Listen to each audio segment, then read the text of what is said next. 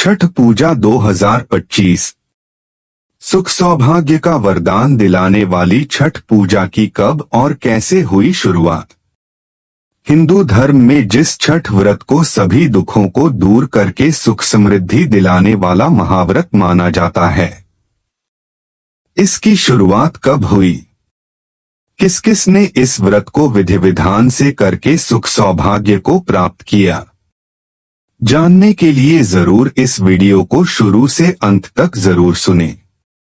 सनातन परंपरा में भगवान सूर्य और षष्ठी देवी की पूजा के लिए समर्पित छठ महापर्व का बहुत ज्यादा महत्व माना गया है। इस पावन पर्व की शुरुआत कार्तिक मास के शुक्ल पक्ष की चतुर्थी तिथि यानी नहाय खाए से होती है। लोक आस्था से जुड़े इस व्रत के चारों दिन का अपना एक अलग धार्मिक महत्व होता है। हिंदू धर्म में इसे बेहद कठिन व्रत के रूप में माना जाता है, जिसमें व्रत करने वाला व्यक्ति 36 घंटे निर्जल व्रत रखता है। आइए प्रत्यक्ष देवता सूर्य और संतान को सुखी और समृद्ध बनाने वाली छठी मैया से जुड़ छठ महाव्रत की उन कथाओं के बारे में जानते हैं, जिसमें इसकी महिमा बताई गई है। आइए जाने छठ पर्व से जुड़ी पहली कथा। हिंदू मान्यता के अनुसार भगवान श्री राम सूर्यवंशी थे। प्रभु श्री राम जब रावण पर विजय प्राप्त करने के बाद अयोध्या लौटे, तो उन्होंने माता सीता के साथ भगवान सूर्य को समर्पित छठ व्रत को विशेष रूप से किया था। छठ पर्व से जुड़ी दूसरी कथा। लोक आस्था के छठ पर्व को महाभारत काल से भी जोड़कर देखा जाता है।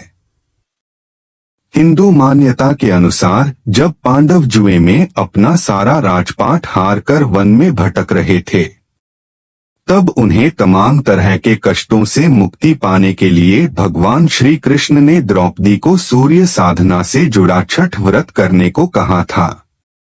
मान्यता है कि इस व्रत को विधि विधान करने के बाद पांडवों को अपना खोया वैभव बाद में प्राप्त हुआ। छठ पर्व से जुड़ी तीसरी कथा।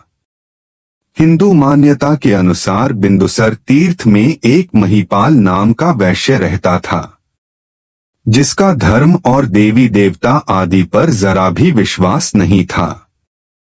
कहते हैं कि हर समय धर्म का विरोध करने वाले वैश्य ने एक बार सूर्य देवता की मूर्ति के ऐसा घृणित कार्य किया, सूर्य देवता ने उस अंधा हो जाने का श्राप दे दिया। आंखों की ज्योति खो देने के बाद उस वैश्य ने इतने दुख झेले कि उसने अंततः अपना जीवन समाप्त करने की ठान लिया। मान्यता जब वह गंगा नदी में अपने प्राणों का अंत करने जा रहा, तभी नारद मुनि ने उन्हें रोकते हुए बताया कि यह कष्ट तुम्हें सूर्य देवता का अपमान करने के कारण मिला है, इसलिए तुम उनकी उपासना करो। मान्यता है कि इसके बाद वैश्य द्वारा विधि विधान से उनकी पूजा और व्रत रखने के बाद उसके आंखों की दृष्टि लौ आई और उसके सारे कष्ट दूर हो गए। छठ पर्व से जुड़ी कथा 4। मान्यता है कि एक बार प्रियव्रत नाम के राजा ने महर्षि कश्यप से संतान की कामना को पूरा करने वाला उपाय पूछा। इसके बाद महर्षि कश्यप ने राजा को पुत्रेष्टि यज्ञ करने को कहा। मान्यता है कि राजा ने महर्षि की बात को मानकर विधि विधान से यज्ञ किया, जिसके बाद उसकी रानी गर्भवती हुई, लेकिन उसने एक मरे हुए बच्चे को जन्म दिया। इसके बाद राजा समेत पूरी प्रजा शोक में डूब गई।